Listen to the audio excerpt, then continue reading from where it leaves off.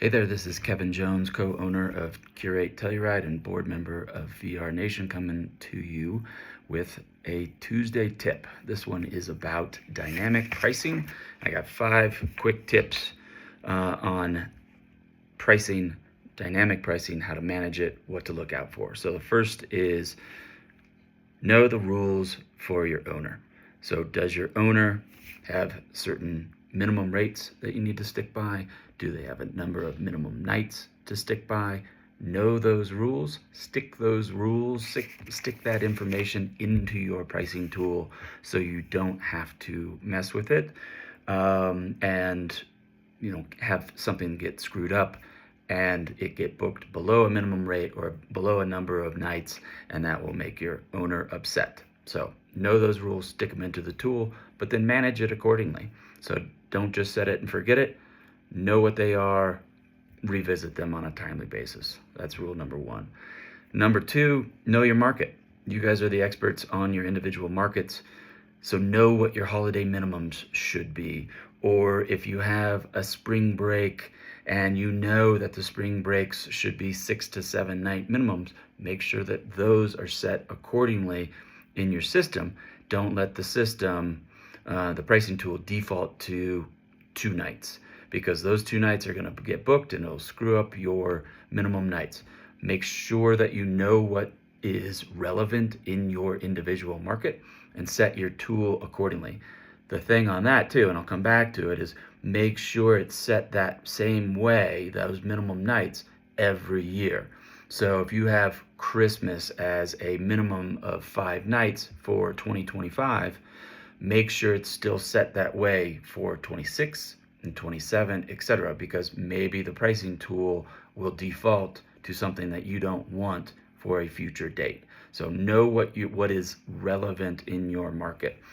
Number 3 would be really utilize the gap night and extra night features in your pricing tools. Again, if you have a 5 night minimum and you have 1 block at the beginning of the week and 1 block at the minimum in the end of the week, and you have like 3 or 4 nights in between, thus gap nights, and it doesn't qualify for a 5 night minimum. But if you can book that 3 nights in between those 2 others, that's gravy for you. So really utilize gap nights in your pricing tool. I'd first say get owner approval on that and make sure that a gap night is okay with your owner. But if it is, use that tool that is in probably all of the different pricing tools. Use it. And the extra night feature, whether it's in your pricing tool or another tool that's out there, but utilize the communication vehicle where if you have a guest in residence and we can send them a note that says, hey, why don't there's a free night, why don't you stay an extra night? Or hey, why don't you come in 1 night early? And if you can add 1 night early or 1 night at the end of reservations a bunch of time, that's a bunch of easy revenue to pick up. So look at gap nights, look at extra nights. Number 4 is year over year. That's a big one for me, is really trying to set your rates for this particular year and making sure that the next year, right? If you have a 365 booking window, make sure that the rates for a year from now are set at a relevant, smart increase. So if you have a rate, let's say it's $100 this year, you want to have it at least be an increase of, call it 3 to 5%, so that future year is set at I'll call it safe increase. You don't want it to go backwards, right? No one wants to go backwards. Yes, there are things that happen out in the macroeconomic world where a decrease or a huge increase might be necessitated. But I think, in my experience of doing this for 15 plus years, is if you can incrementally do 3 to 5% every year improvements on your ADRs, you're not going to get a lot of angry owners, right? So you're going to have to be aware of what's going on in the market. But if you can just annually set to increase your ADRs 3 to 5%, you're going to be relatively safe. And why I say that is the pricing tool may or may not do that in terms of looking at year over year increases.